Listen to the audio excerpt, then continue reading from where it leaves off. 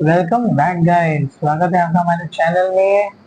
आज हम लोग कंटिन्यू करेंगे हमारे इंडस्ट्रियल फार्मेसी 1 के यूनिट 2, जिसमें हम पढ़ रहे थे टैबलेट्स में हमने पढ़ लिया था ग्रैनुलेशन और कंप्रेशन। आज हम पढ़ने जा रहे हैं एक बहुत ही इंपॉर्टेंट और इंटरेस्टिंग टॉपिक, जिसमें हम पढ़ने वाले हैं क्वालिटी कंट्रोल टेस्ट। यानी कि चलो, आपने क्या किया, बैच बना के दे दिया, प्रोडक्शन वाले ने बैच बना के दे दिया, बट उस बैच की क्वालिटी कैसी है, वो क्या अपने सारे पैरामीटर्स पे खरा उतर पा रहा है, और क्या होते हैं वो पैरामीटर्स जो हम एक टैबलेट बनने के बाद चेक करते हैं, वो हम पढ़ते हैं क्वालिटी कंट्रोल टेस्ट में। ठीक है, बात को समझो कि टैबलेट हमको बना के तो दे दिया उन्होंने, लेकिन वो टैबलेट सही होनी चाहिए। ये नहीं कि आपने बनाया और ट्रांसपोर्ट के दौरान वो टूट जाए। ये नहीं कि 500 mg की टैबलेट बनाई और उसके अंदर 500 mg का कंटेंट ही नहीं है। आपने दवा बनाई बट वो टोटली डिसइंटीग्रेट ही नहीं हो रही है, वो डिसोल्यूशन ही नहीं दे पा रही है, उसका शेप साइज अंदर सा है, अपीलिंग नहीं लग रहा है, तो ये सारी क्वालिटी कंट्रोल टेस्ट फेल कर जाएंगे। तो कौन कौन से टेस्ट होते हैं, आओ देखते हैं। ठीक है, दो टाइप के क्वालिटी कंट्रोल टेस्ट होते हैं। पहला एक होता है इन प्रोसेस क्वालिटी कंट्रोल, और एक और डिपार्टमेंट होता है इन प्रोसेस क्वालिटी एश्योरेंस, जिसको हम आईपीक्यूए भी बोलते हैं। जब आप लोग इंडस्ट्री में आओगे आपको समझ में आएगा। ठीक है, तो आईपीक्यूसी क्या होता है, जब बैच बन रहा रहता है वही टाइम पे ध्यान दिया जाता है। जो ऑपरेटर है जब प्रोडक्ट को निकाल रहा रहता है तभी वो सारे टेस्ट करता चलता है कि हम हमारे तरफ से गलती ना हो। फिर जब वो सेटिस्फाई होता है तब वो फाइनल टेस्ट करने के लिए क्यूसी को देता है। वही टेस्ट वो भी करते हैं और क्यूसी में भी देते हैं करने के लिए। फिर एक होता है फिनिश प्रोडक्ट क्वालिटी कंट्रोल, जो कंप्लीट बैच के होने के बाद किया जाता है। अब देखो कौन कौन से टेस्ट आते हैं, ये रहे आपके सामने, बहुत इंटरेस्टिंग है, इनको याद कर लेना। अभी मैं बताता हूँ। पहला आ रहा है जनरल अपीयरेंस, और जो कि इसके अंदर आता है शेप साइज। ये आपकी टैबलेट है, टैबलेट नहीं तो गंदा बन गया। ये टैबलेट कहाँ गई, आ जाओ, ये रही आपकी टैबलेट एग्जांपल। तो ये दिखने में कैसी है, इसका साइज क्या है, ठीक है, इसका शेप कैसा है, जनरल अपीयरेंस कैसा दिख रहा है, वो हम देखते हैं। दूसरा देखते हैं हम लोग हार्डनेस, कि टैबलेट क्या उसके अंदर इतनी हार्डनेस है कि वो टूट नहीं रही है, फूट नहीं रही है। ज्यादा भी नहीं होनी चाहिए, नहीं तो पता चला वो अंदर जाके डिसइंटीग्रेट ही नहीं हो रही है। फ्राइबिलिटी, फ्राइबिलिटी क्या होता है, जब ट्रांसपोर्टेशन के दौरान छोटे मोटे वेयर एंड टेयर होते हैं, वो झेल सकता है कि नहीं। ठीक है, फूट तो नहीं जा रही है ट्रांसपोर्टेशन के झटके के दौरान। ये टेस्ट करने वाला टेस्ट भी होता है, मैं डिटेल में पढ़ाऊंगा। फिर आता है वेट वेरिएशन टेस्ट, कि पता चला एक टैबलेट आपकी 500 की होनी चाहिए तो 540 बन रही है, 530 mg बन रही है, 420 mg बन रही है। तो ऐसा नहीं होना चाहिए, अगर 500 mg की टैबलेट बन रही है तो 500 mg की बननी चाहिए। फिर आता है कंटेंट यूनिफॉर्मिटी, आपकी टैबलेट आपने बना दी है, उसके अंदर 500 mg का एपीआई प्रॉपर प्रेजेंट है कि नहीं है, ये हमको पता चलेगा कंटेंट यूनिफॉर्मिटी से। इससे डिसइंटीग्रेशन, यानी कि जब वो मीडिया में जा रहा है तो क्या वो डिसइंटीग्रेट हो रहा है, अपने सॉलिड सरफेस से वो छोटे छोटे पार्टिकल्स में डिसइंटीग्रेट हो रहा है। और लास्ट है डिसोल्यूशन टेस्ट, कि वो घुल कितना अच्छे से रहा है, क्योंकि अनटिल एंड अनलेस हमारा टैबलेट जब तक सॉल्यूशन में डिसॉल्व नहीं होगा वो अब्जॉर्ब नहीं होगा। ठीक है, चलो अब बात करते हैं डिटेल में। पहला आता है फार्माकोपियल टेस्ट को, जो हम लोग जनरल अपीयरेंस में देखते हैं, उसका शेप साइज कैसा है, ठीक है, उसका टेस्ट और ओडर कैसा आ रहा है, ये सब हम लोग देख लेते हैं। फिर देखते हैं कलर डिस्ट्रीब्यूशन सही तरीके से हुआ है कि नहीं, वो हम लोग फोटोमीटर, स्पेक्ट्रोफोटोमीटर से देखते हैं, कोलरीमीटर से देखते हैं। शेप साइज को हम लोग माइक्रोमीटर से या वर्नियर कैलिपर जो होता है उससे हम लोग डिटरमाइन करते हैं कि उसका शेप कितना है, साइज कैसा है। वर्नियर कैलिपर आपको पता होगा, 11th स्टैंडर्ड में हम लोग फिजिक्स में यूज करते हैं। फॉर एग्जांपल ये टैबलेट है और ये उसकी थिकनेस है, तो वर्नियर कैलिपर का एक एंड ऐसे जाता है और दूसरा एंड ऐसे जाता है, और वो ऐसा लंबा सा डिवाइस होता है, और यहाँ पे डिजिटली बता देता है कि इसकी थिकनेस कितनी है। सिमिलरली ऐसे इसका हम लोग लेंथ पता कर सकते हैं कि कितना है। वैसा इंस्ट्रूमेंट रहता है, आप ऑनलाइन देख सकते हो, उसको बोलते हैं वर्नियर कैलिपर। ठीक है, उससे पता लगा लेते हैं, ये ±5 के अंदर आता है लिमिट।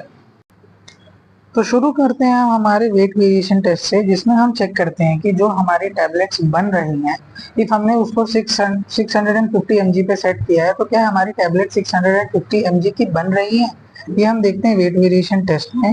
जिसके अंदर हम लोग जो इंस्ट्रूमेंट यूज करते हैं वो होता है वेइंग बैलेंस। ठीक है, जिसके लिए हम लोग क्या करते हैं, 20 टैबलेट सिलेक्ट कर लेंगे। 20 टैबलेट जो भी हमारे बैच बन रहे हैं उसके अंदर से रैंडमली 20 टैबलेट ले लेंगे। जिसके अंदर से कोई भी 2 टैबलेट लिमिट के बाहर नहीं जानी चाहिए, जो कि है ±15%। ठीक है, अगर 100 mg की टैबलेट बन रही है तो उसका जो रेंज है वो 7 पॉइंट नहीं 10% से कम ज़्यादा नहीं होनी चाहिए। अगर 80 से 250 mg की बन रही है तो वो 7.5% प्लस माइनस से ज़्यादा अंदर या बाहर नहीं होना चाहिए। और अगर ज़्यादा बन रही है 20 टू 50 mg की बन रही है तो प्लस माइनस 5% से ज़्यादा वेट वेरिएशन देखने के लिए नहीं होना चाहिए जो भी हम टैबलेट बना रहे हैं। यानी कि आपने क्या किया, 20 टैबलेट ले लोगे, फिर सबको 1 बाय 1 वेइंग बैलेंस पे देखोगे और इसकी लिमिट देख लोगे। अगर 80 mg से छोटी टैबलेट है तो 10% चलेगा, मतलब 90 या 70 mg की अगर टैबलेट भी है तो चलेगा। लेकिन अगर 80 से 250 mg के बीच में अगर टैबलेट आ रही है तो 7.5% का ही चलेगा वेट वेरिएशन, उससे ज्यादा नहीं। और अगर उससे ज्यादा बड़ी टैबलेट बना रहे हो तो प्लस माइनस 5% ही चलेगा उसका।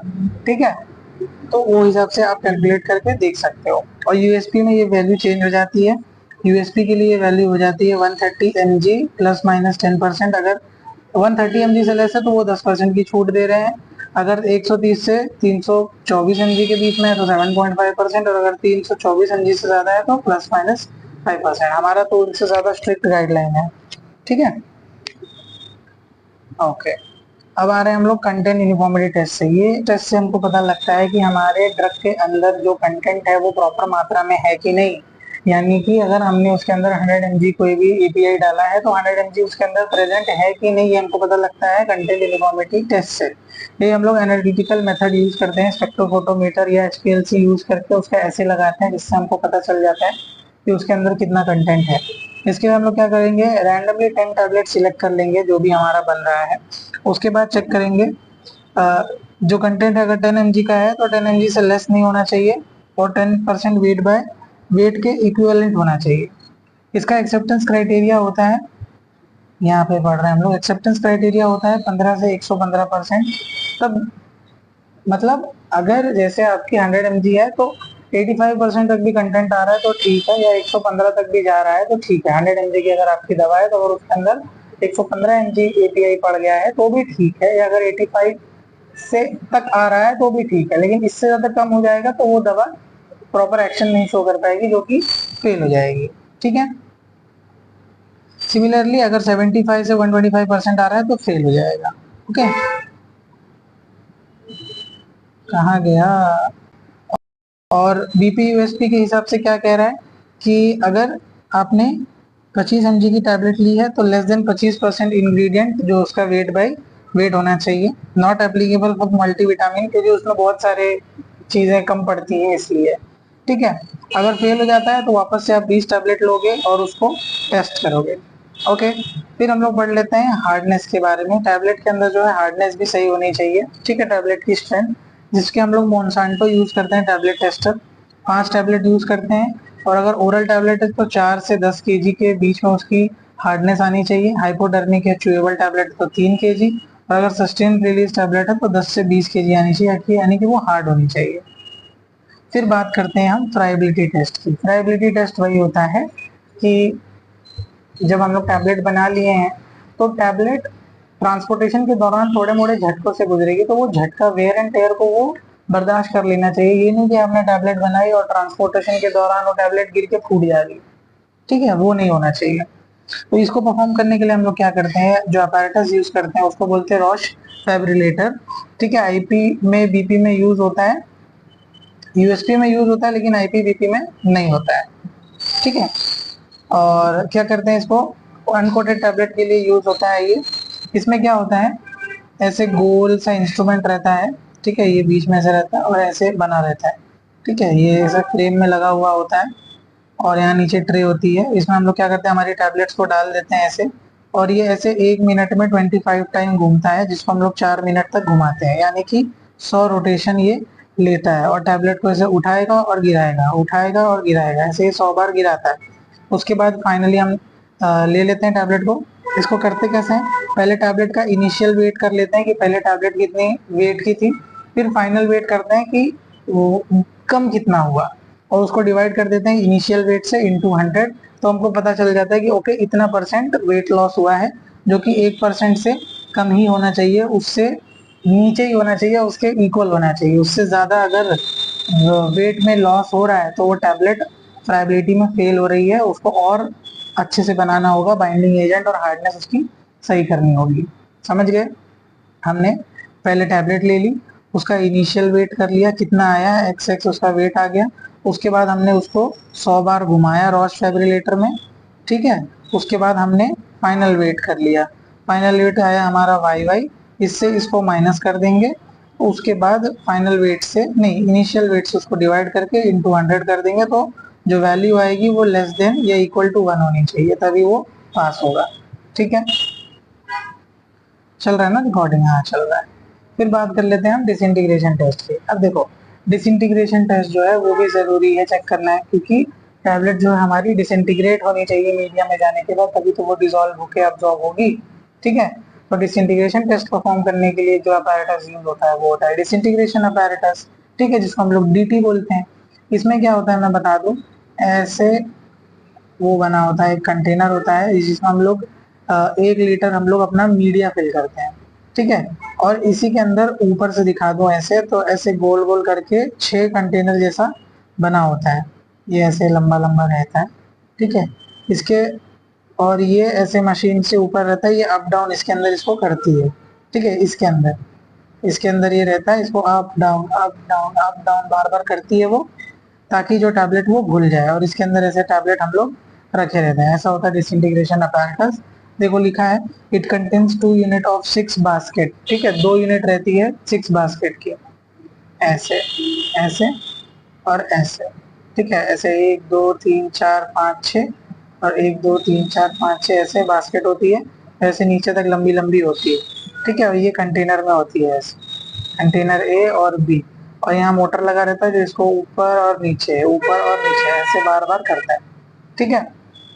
इसके बॉटम में 10 वाली मैश लगी होती है, जो कि मीडियम को अंदर बाहर करने देती है, ठीक है। अब जो ये नंबर ऑफ साइकिल है जो हम अप डाउन करा रहे थे, ये आईपी में 28 से 32 साइकिल पर मिनट होती है, और यूएसपी में 29 से 32 साइकिल होती है। जो पानी का टेम्परेचर हम रखते हैं उसमें, मीडिया का टेम्परेचर वो 37 डिग्री +-2, और मीडियम जो रहता है 1000 ml हम लोग लेते हैं, ठीक है। अब रिजल्ट कैसे होगा? सब टैबलेट जो है 6 की 6 टैबलेट वो लिमिटेड टाइम में पास हो जानी चाहिए, ठीक है। अगर नहीं होती है तो आप 1 2 टैबलेट वापस लोगे और उसको रिपीट करोगे टेस्ट को। अगर फिर भी कोई रेसिड्यू उसके नीचे रह जाता है तो वो टेस्ट फेल हो जाएगा, टैबलेट डिसइंटीग्रेशन फेल हो जाएगा, उसकी फॉर्मुलेशन हमें चेंज करनी पड़ेगी। अब क्या होती है रेंज, ये देखो ये रही रेंज। अगर कोई टैबलेट जो कि डिस्पर्सिबल या सॉल्युबल टैबलेट है तो वो 3 मिनट के अंदर डिसइंटीग्रेट हो जानी चाहिए। अगर एफरवेसेंट टैबलेट है तो वो 5 से लेस मिनट के अंदर डिसइंटीग्रेट हो जानी चाहिए। अगर अनकोटेड टैबलेट है तो वो 15 मिनट और उससे लेस में डिसइंटीग्रेट हो जानी चाहिए। अगर फिल्म कोटेड है तो 30 मिनट या लेस से, वजाइनल टैबलेट है तो 30 मिनट या लेस में, शुगर कोटेड है तो 60 मिनट या लेस में, और अगर एंट्री कोटेड टैबलेट है तो 120 मिनट से ज़्यादा लगेगा उसमें, ठीक है, डिसइंटीग्रेट होने में HCl में।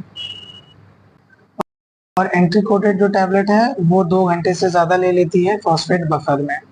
यूएसपी के हिसाब से देखें तो बकल टैबलेट जो है वो 4 मिनट के अंदर डिसइंटीग्रेट हो जानी चाहिए, और एंट्री कोटेड टैबलेट जो है उसको गैस्ट्रिक सिमुलेटेड फ्लूइड में रखते हैं तब वो डिसइंटीग्रेट होती है। अब बात करते हैं हम लोग डिसोल्यूशन टेस्ट की। डिसोल्यूशन टेस्ट एक इंटरेस्टिंग टेस्ट है जो कि डिसोल्यूशन अपैरेटस में परफॉर्म किया जाता है। और डिसोल्यूशन अपैरेटस जो होता है वो 3 जगह अलग अलग टाइप का यूज होता है, आईपी, बीपी और यूएसपी। आईपी में देखो 4 टाइप के यूज हो रहे हैं हमारे। कौन कौन से हो रहे हैं? पहले paddle type, basket type, reciprocating cylinder, flow through cell, ठीक है। बीपी में भी 3 ही है, बास्केट, पैडल और फ्लो थ्रू सेल। और यूएसपी में अपना जो होता है वो 7 प्रकार का हो जाता है। ये रहा basket, paddle, reciprocating, flow through cell, paddle over disc, rotating cylinder और रेसिप्रोकेटिंग डिस्क। ये आप इसका फोटो देख लोगे अगर तो आपको मच मोर इजीली समझ में आएगा कि क्या कैसे होता है। मैं थोड़ा सा यहाँ पे ट्राई करता हूँ। जो पैडल टाइप होता है उसके अंदर ऐसे पैडल लगे होते हैं, ठीक है। वही ऐसे मीडिया होता है, इसके अंदर हम लोग 900 ml मीडिया भर देते हैं जो कि गैस्ट्रिक फ्लूइड के जैसा ही सिमिलर होता है, और ये धीरे धीरे रिस्पेक्टिव अपने आरपीएम पे घूमता है और ड्रग को डिसॉल्व करता है। ठीक है, बास्केट टाइप में सेम ऐसे रहेगा, इसमें जो घूमने वाला मीडिया था उसमें बास्केट हो जाएगा ऐसे, जिसके अंदर टैबलेट रहती है और ये ऐसे ऐसे रोटेट करेगा और ये जो इसके अंदर मीडिया भरा रहता है पूरा, जिसमें वो ड्रग डिसॉल्व होती है। ठीक है, और फ्लो थ्रू सेल, उसका आपको डायग्राम देखेंगे तो आपको ज़्यादा समझ में आएगा इजी वे में। मेन ये दो टाइप का हमारे यहाँ यूज होता है मैक्सिमम इंडस्ट्री में भी। ठीक है, बास्केट और पेडल टाइप पे। इसमें क्या करते हैं हम लोग, अगर मैं ऊपर से दिखाऊं तो ऐसे 6 कंटेनर रहते, तो 8 है, 8 की जगह रहती है ऐसे, ये ऊपर का व्यू दिखा रहा हूँ मैं। ठीक है, तो हम क्या करते हैं, ऐसे 6 कंटेनर में हमारा डाल देते हैं, इसमें 2 मीडिया रखते हैं जो कि अगर कभी कम होता है तो यूज करने के काम आता है, या कभी कभी जब हमको मीडिया मेंटेन करना रहता है तब काम में आता है, सिंक कंडीशन मेंटेन करने के लिए। तो वही 6 टैबलेट हम लोग डाल देंगे, जो मीडिया का टेम्परेचर है वो 37 डिग्री होगा, 900 ml मीडिया रहेगी।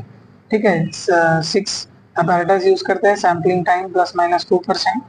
ठीक है, रोटेशन स्पीड जो है देखो यहाँ दी हुई है, अगर बास्केट की है तो बास्केट की 15 से 120 मिनट रेवोल्यूशन की रहती है, और स्पीड डिपेंड करता है कि आपका फॉर्मुलेशन कैसा है।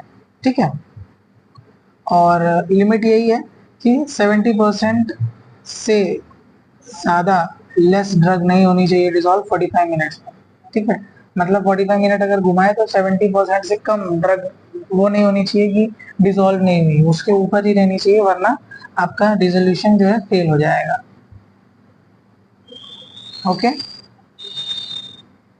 फिर लास्ट है हमारा यूनिफॉर्मिटी ऑफ डिस्पर्जन, जिसमें हम जो इंस्ट्रूमेंट यूज करते हैं, ये हम लोग चेक करते हैं कि जो टैबलेट है वो प्रॉपरली डिसइंटीग्रेट हो रहा है कि नहीं, 22 नंबर के मैश से पास हो रहा है कि नहीं, इंश्योर करने के लिए कि टैबलेट बराबर रिलीज दे रहा है कि नहीं। ठीक है, 2 टैबलेट लेते हैं हम लोग, टेम्परेचर 24 से 26 में, मीडिया 100 ml डिस्टिल वाटर रहता है, उसमें डाल के हम लोग उसको शेक कर लेते हैं, देख लेते हैं सही है कि नहीं। जो हमारा इसको पास करते हैं 22 नंबर की सीव से, और डिसइंटीग्रेशन टाइम 3 मिनट का। फिर आता है टेस्ट ऑफ एफरवेसेंट, जैसे कि मैंने टैबलेट में आपको पहले ही पढ़ाया था, जब हम लोग, ये वो टैबलेट होती है जिनको जब हम लोग लिक्विड में डालते हैं तो कार्बन डाइऑक्साइड प्रोड्यूस करती हैं। ठीक है, 6 टैबलेट ले लेते हैं, 250 ml डिस्टिल वाटर रहता है, टेम्परेचर 20 से 30 डिग्री रहता है, और डिसइंटीग्रेशन टाइम देखते हैं 5 मिनट के अंदर आ रहा है कि नहीं। ओके, तो ये थे हमारे कुछ क्वालिटी कंट्रोल टेस्ट जो कि हम देखते हैं हमारी टैबलेट जब बनती है तब। इसमें से डिसोल्यूशन और डिसइंटीग्रेशन टेस्ट डीटी बहुत ज़्यादा है। जब भी आप कभी इंटरव्यू में बैठोगे या कोई भी बैठेगा तो आपसे डीटी टाइम पूछेगा अलग अलग, अनकोटेड टैबलेट का कितना होता है, कोटेड टैबलेट का कितना होता है, फ्राइबिलिटी अपैरेटस की लिमिट कितनी होती है, ठीक है, हार्डनेस टेस्ट की लिमिट कितनी होती है, या डिसोल्यूशन अपैरेटस के टाइप क्या होते हैं, आईपी में कितने होते हैं, बीपी में कितने होते हैं, यूएसपी में कितने होते हैं। ये कुछ इंपॉर्टेंट क्वेश्चन है जो आपसे इंटरव्यू में पूछे जा सकते हैं। ठीक है, मिलते हैं आपसे नेक्स्ट वीडियो में, जिसमें हम पढ़ेंगे टैबलेट कोटिंग और डिफेक्ट ऑफ कोटिंग और बेस ऑफ टैबलेट कोटिंग, और उसी के साथ हमारा टैबलेट खत्म हो जाएगा। नेक्स्ट वीडियो में शुरू करेंगे कैप्सूल्स। Till then bye.